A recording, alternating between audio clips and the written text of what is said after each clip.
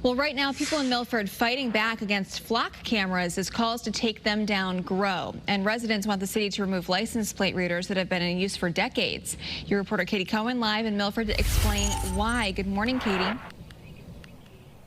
Good morning. Residents say that these flock cameras invade their privacy by capturing their license plates and storing their data, but city officials have not yet said if they'll take any action.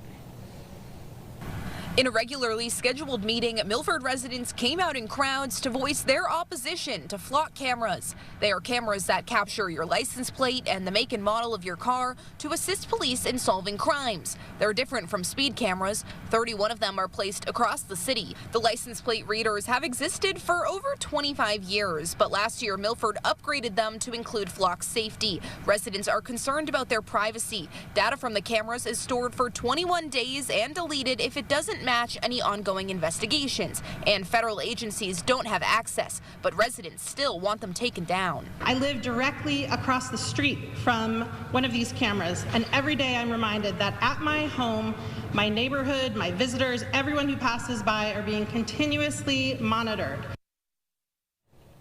Milford's police chief say these help solve crimes, specifically in missing car investigations and missing people investigations. We'll have more on his response in the next half hour. For now, I'm your reporter live in Milford, Katie Cohen, Channel 3 Eyewitness News.